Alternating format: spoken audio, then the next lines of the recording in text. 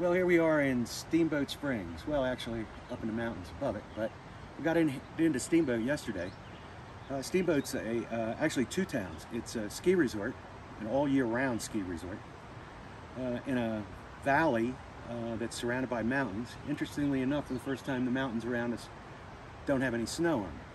But obviously this place must get a lot of snow because there are ski runs everywhere.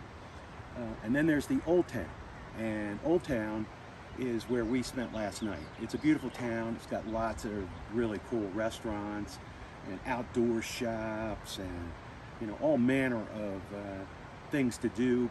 And it's crowded, but it doesn't feel crowded.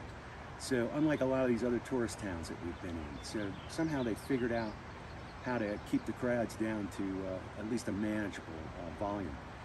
We ate in a great restaurant last night that I would highly recommend called O'Neill's. And then we took the river walk along the Yampa River.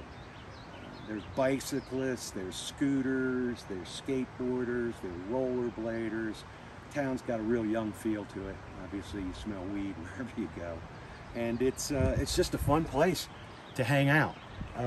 And so we got up this morning and our mission was to head to some hot springs. Now, Steamboat Springs obviously has a lot of hot springs, but most of them are like really stinky, smell like rotten eggs, puddles that bubble, and you can smell them from far away. You get there and you're like, oh, so these are obviously not stuff that you can get into. But there is a place about 10 miles north of town, up in the mountains, last 2 miles are gravel road, called Strawberry Hot Springs. Very popular. You can reserve, you have to reserve a 2-hour window. You do it online. It's really hard to get. We were lucky. So we got the 10 o'clock slot and we've been here from 10 and now it's almost noon. Basically, you come in, they confirm that you have a reservation, then you pay them 20 bucks per person in cash. Don't take credit cards. Then you come down to these wonderful, wonderful hot springs. Basically what you got going on here is you've got hot springs that are busting out of the mountain up here. And they're coming down the side of the mountain, and then they piped it into these wonderful stone, native stone pools.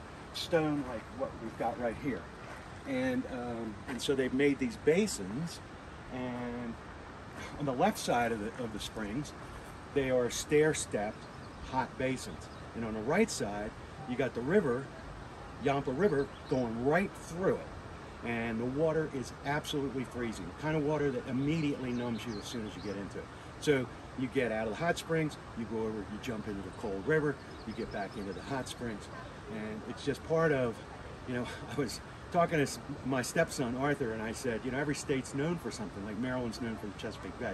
What's Colorado known for? Well, he said immediately recreation. And that's what it is. Colorado is just a giant playground where everybody's outdoors doing something fun, because fun is where it's at.